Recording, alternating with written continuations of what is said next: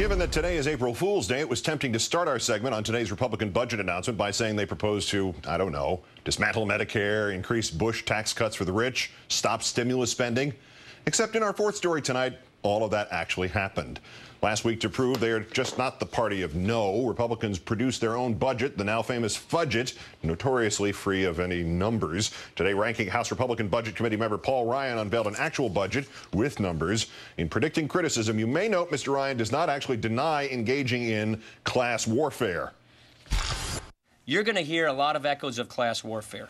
You're going to hear allegations of draconian spending cuts. You're going to be told that there's no viable choice for America other than to embrace the president's radical fiscal agenda. Let me respond to that right now. Using class warfare to take advantage of people's legitimate anger and anxiety, it may make good politics, but it's not leadership.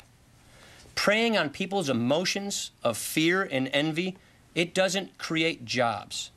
It demoralizes the small business people who are trying to become successful, and it demonizes the small businesses that are successful that create most of our jobs.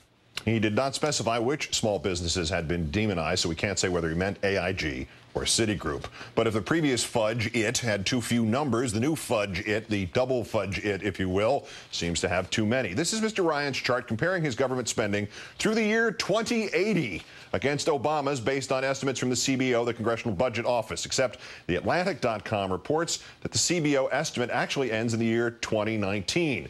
So where did that skyrocketing Obama line come from? According to The Atlantic, it seems Ryan got his numbers from a 2007 estimate of the Bush budget outlook long term. That, and the CBO itself says there's considerable uncertainty about its projections for the year 2080. Understandable, considering this would be 17 years after we first make contact with the planet Vulcan.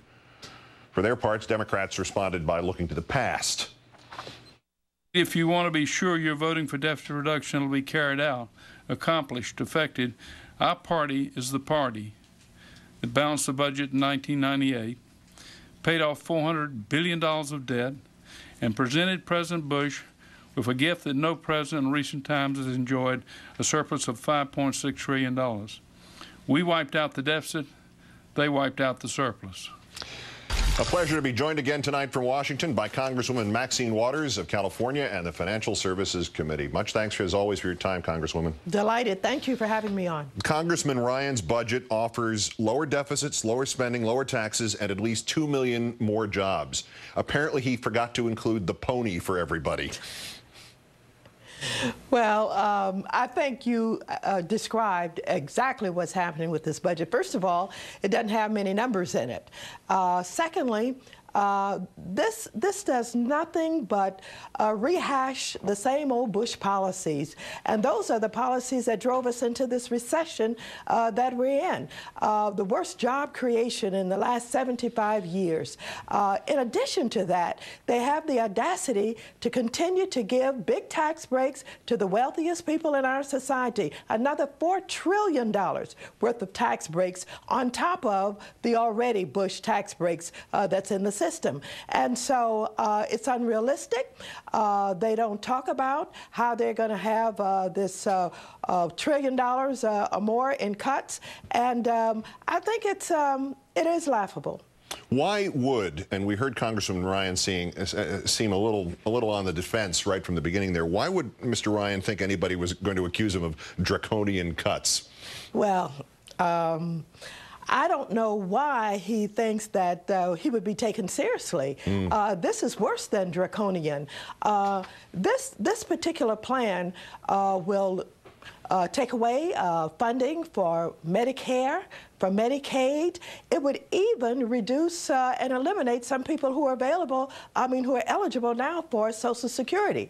And so when you take a look at the tax cuts for the rich, pulling the safety net out from under the most vulnerable in our society, and you also understand when you look at this budget that there's no way that they can accomplish what they're saying that they're going to accomplish, and they didn't even try and put the numbers with it.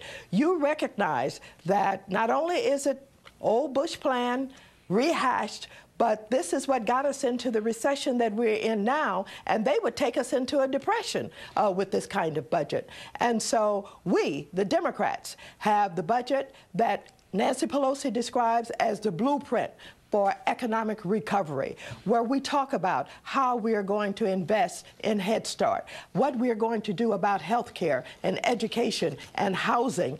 And so this budget that they're presenting, the Republican budget, is a budget that is absolutely shameful. We left Bush with a surplus. Not only did he get rid of that surplus and spend like a drunken sailor, they took us into deficit. And so I don't think the American people are going to buy what they're attempting to sell, because they're not even doing a good job of selling it, trying to put it out there without numbers. Yeah, and especially, I mean, Congressman Ryan doesn't look like he doesn't know what he's talking about. He doesn't look like he's a slave to dogma. He doesn't look like he's a pure politician the way much of the Republican leadership is, and yet he's out there saying, just as you suggest, that this thing amounts to, remember how well the Bush tax cuts stimulated the economy? I mean, purely as political strategy, how would you assess this move? Well, I'm just surprised that they would come back with the same old thing. I'm also surprised that not only are they giving away these tax cuts to the richest Americans in our society, they are trying to make sure that they keep the subsidies for the oil and gas industry of this country. In the president's budget, he's taking out that $31 billion worth of subsidy for the oil and gas companies. And so this budget is, that the Republicans are offering is not credible. It is not possible to execute it in the way that they're talking about it. And I just don't think the American people are going to buy it. And I don't know what their political strategy is, because you certainly can't fool the people with these budgets, this budget that they're coming forth with. So I think it's you know, just throwing something out there. People have been waiting for days to see what the budget is from the Republicans. They said they were going to have an alternative. The first time they rolled out, it was simply with a folder with nothing in between. And then they rolled back out with very few numbers and, of course, targeting, you know, tax cuts again for the rich, pulling the rug out from under the most vulnerable, saying nothing about what they're going to really do about economic recovery. And you said it too, they're going to do away with the stimulus plan that's designed to put money into our economy, create jobs, repair our infrastructure, and get us back on the road to a solid economy again. Congresswoman Maxine Waters, Democrat from California. As always, Congresswoman, it's a pleasure. Thank you kindly for your time. Thank you very much.